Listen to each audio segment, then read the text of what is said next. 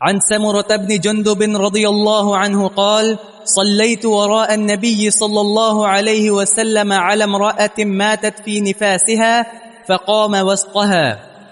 جنازہ کی نماز امام پڑھا رہا ہے تو امام کہاں کھڑا ہو؟ اگر مرد ہو تو کہاں کھڑا ہو، اور جنازہ اگر خاتون کا ہو تو کہاں کھڑا ہو؟ یہ حدیث سمرہ بن جندب کی روایت سے ہے، اور اس میں ایک خاتون کے جنازے کا ذکر ہے.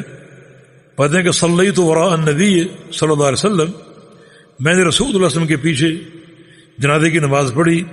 الامرا، ایک عورت پر. اس عورت کا نام ام کعب انصاریہ صحابیہ تھی. ام کعب ان کی کنیت. صحیح مسلم میں یہ نام مذکور ہے. اور اس کا انتقال کیسے ہوا تھا؟ ماتت فی نفاسها، اپنے نفاس میں فوت ہو گئی تھی، ڈلیوری کیس میں اس کا انتقال ہو گیا تھا.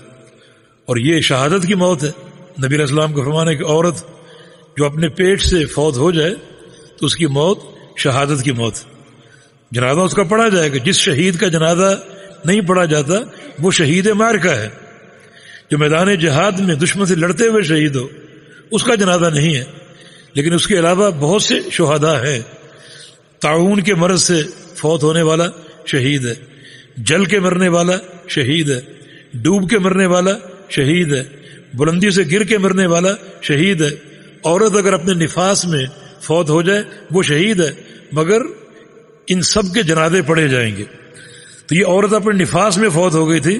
فقام وسطها، تو رسول اللہ صلی اللہ علیہ وسلم اس کے درمیان میں کھڑے ہوئے تھے. یہ جو اس کی میت تھی بالکل وسط میں آپ کھڑے ہوئے تھے، جس سے یہ ثابت ہوا کہ عورت کا اگر جنازہ ہو تو امام اس کا جنازہ پڑھاتے ہوئے اس کے وسط میں کھڑا ہوگا.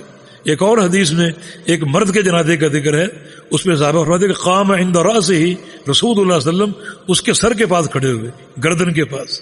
تو اگر مرد کا جنازہ ہو تو اس کے سر کے پاس، اور خاتون کا جنازہ ہو تو اس کے وسط میں کھڑے ہونے کی ایک حکمت یہ ہو سکتی ہے کہ زیادہ سے زیادہ میت کو ڈھانپا جا سکے، کیونکہ وہ خاتون ہے. جی.